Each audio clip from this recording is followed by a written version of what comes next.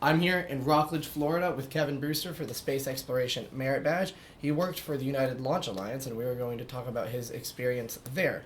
So let's get into it. So, question number 1. ULA is known for providing reliable launch services for the U.S. government. From your perspective, how does ULA's work on the Atlas and Delta rocket families support the historical reasons for space exploration mentioned in Requirement 1 of the badge?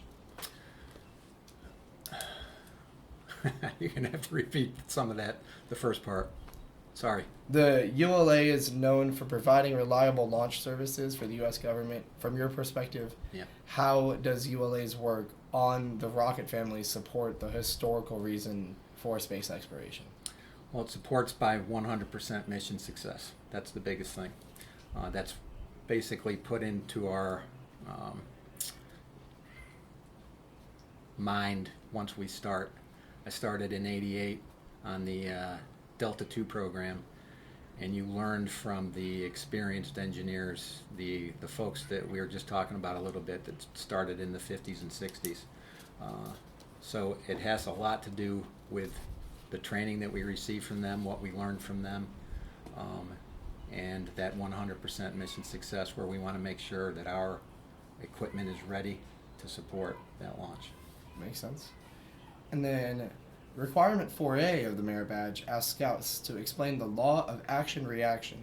Having worked at a premier launch company, how do you describe the power and physics of a real-life rocket launch to someone seeing it for the first time? The power of the launch is probably different for somebody just seeing it versus the people that are working on it, the engineers, all of the support folks that make that rocket go. I got to see a little bit of both when I first moved to Florida. I didn't work for McDonnell Douglas, but I would watch some of the launches, and it gets you right here. Just the pounding, the reverberation of the rocket, and then fast forward a few years when I was working out at the Cape. It was a little different because you're a part of that now. You're a part of that success that I was talking about, and it just hits you. And you're a lot closer to launches as well. You know, you're not watching it from the beach. You're watching it from a couple miles away at the most. And just seeing that light up every time, it's wonderful. How many launches would you say you've watched? Well, SpaceX puts them up pretty much every couple of days. But from a ULA perspective and Boeing and McDonnell Douglas, I think I had about 325 under my belt. Wow. I supported that in one way or the other, yeah. And then, so in your professional experience with these vehicles, what is the most critical component that scouts should pay the most attention to when learning how rockets actually work? So the quick answer would be some type of engineering background. I think the biggest thing from my perspective is the people themselves. The co-workers that you have. It isn't just one person that makes it go. From a hardware perspective, that's not a hardware perspective, but it's so important to make sure that the team is ready to support. Yeah. And I was lucky enough to be part of that team, and we had, with one or two exceptions, that mission success that I mentioned earlier. It was always there. Awesome. But from a background, you know, like I mentioned earlier to you guys, I'm not a rocket scientist. I was brought in for configuration management and the engineering and infrastructure, the infrastructure of the launch site and all the supporting facilities. We had to make sure that was attention. We were giving it attention to detail and making sure that it was ready, up and running. So you did a lot of like personnel management and stuff like that? I did manage people. Yeah, I managed up to 30 people at one point, different groups throughout. Some were manufacturing engineers, some were maintenance folks, also environmental control systems, facility electrical for power for the pads, and probably a couple others that I didn't think, and just general construction projects that we had out there. And then how would you describe like the connection between ULA and like NASA or SpaceX? So SpaceX is a competitor. NASA is a customer. So there's a different approach, I think. We respect each other, I would like to say, SpaceX and ULA. Even though I'm not working for ULA anymore, I retired. So with NASA or any customer, whether it's the Space Force, whether it's with NASA, the Air Force, the Navy, there is an utmost respect for each other. They liked, the customer likes what we do, where we can place their satellites in orbit. And our mission success speaks for itself. Makes sense.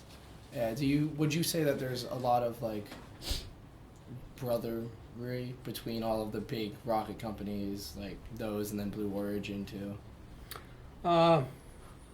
Yeah, like a camaraderie. Yeah. Yeah, I think at first maybe there wasn't, but again, I don't really see a lot of that. I was usually sticking around our folks that I worked with.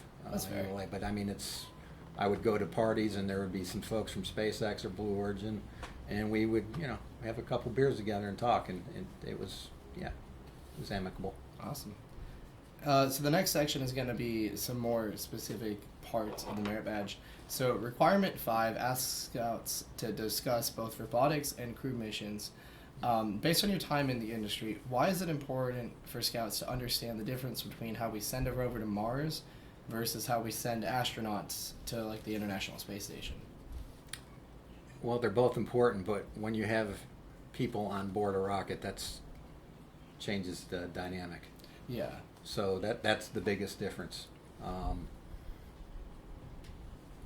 I think we had a couple of years ago, we launched some astronauts up to the space station with the Boeing Starliner in it. They stayed up there for an extended period of time. All of our systems seemed to work well from a ULA perspective. And you were talking earlier about part of watching a launch go. That was huge. Seeing them lift off on one of our rockets from one of our launch pads. It was awesome. And then was that the Boeing team that was like in the news for like taking a while to come back? Yep. Yeah, I remember hearing about that. Yep. They are back, right? Yes. That was a couple of years ago. Yeah. Requirement 7 requires scouts to design a base on another planet or moon. What is one real-world life support or energy source challenge that engineers at ULA are currently trying to solve for long-term missions on other planets? I really don't know. That's fair. That's a more engineering question. Yeah. I mean, yeah, it's kind of hard to say. I would just say like I water. imagine water would be big. The duration that they have to be in space would be another one. To get to, let's say, Mars. Have you seen the movie The Martian? Yeah. That's what I think about is actually growing food on Mars. Yeah. I feel like once you can do that, then you'd be good. But because you can only send up so many cans. Yeah. So ULA has a famous space rocket launch program for interns. For a scout looking at requirement 8, what advice do you have for someone who wants to move from launching model rockets to working on a launch pad like the ones here in Florida? So during my career, we got to bring in quite a few interns over the years, the summer interns. So they would spend 10 weeks, usually from like May to the end of July, let's say. Excitement. We would like to see excitement from the people that are coming in, the college folks. So that's imperative. The engineering, just the ability to get along, which I can't stress enough, with the team. You're going to get interviewed if you're an intern. You're going to go through an interview or a couple. All key points. Awesome. And then the last question is, what is your favorite part or experience about working at ULA, Ben? Just the breadth of the payloads that we put into space. Everything from those Mars landers back in the 90s, the global positioning satellites. My first launch was a Navstar 1 back in 1989.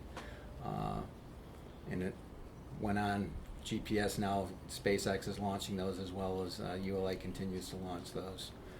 And helping our warfighters, helping the Navy, the Army, the Marines, everybody that's trying to make sure that we're living a good life in this world. Yeah.